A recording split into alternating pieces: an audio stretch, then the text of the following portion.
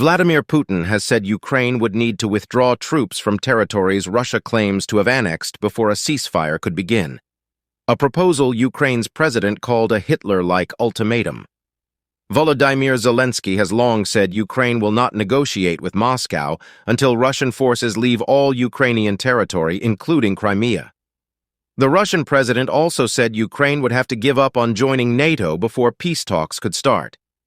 Mr. Putin's statement setting out his ceasefire conditions comes as leaders from 90 countries prepare to meet in Switzerland on Saturday to discuss paths towards peace in Ukraine, a summit Russia has not been invited to.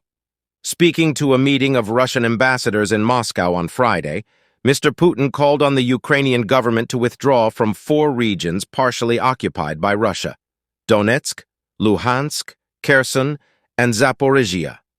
He also said Ukraine would need to officially give up in its efforts to join the NATO military alliance for the Russian advance to be halted. Mr. Putin said, "As soon as Kiev declares that it is ready for such a decision, an order to cease fire and begin negotiations will immediately follow from our side, literally at the same minute." Ukrainian presidential advisor Mikhailo Podolyak called the proposal a complete sham and offensive to common sense.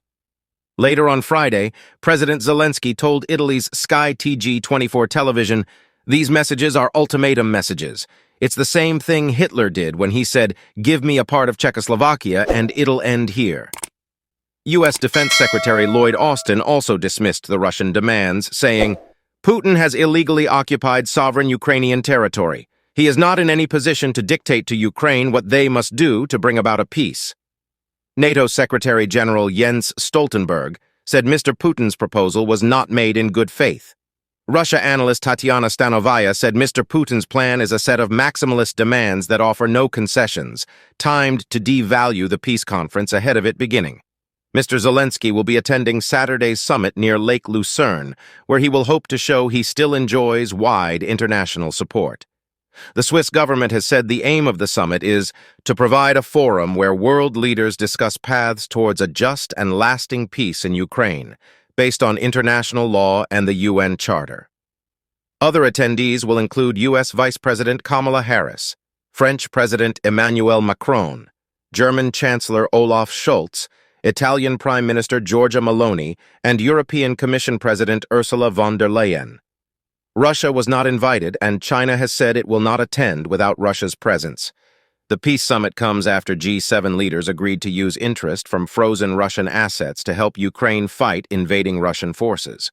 Some $325 billion, pound 256 billion worth of assets were frozen by G7 countries, alongside the EU, following Russia's full-scale invasion of Ukraine in February 2022. The pot of assets is generating about $3 billion a year in interest.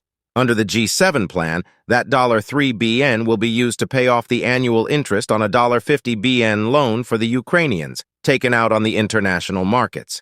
The money is not expected to arrive until the end of the year, but is seen as a longer-term solution to support Ukraine's war effort and economy. On the sidelines of the G7 summit, the U.S. and Ukraine also signed a 10-year bilateral security deal, hailed by Kyiv as historic. Kindly like, subscribe, and share your thoughts in the comments section.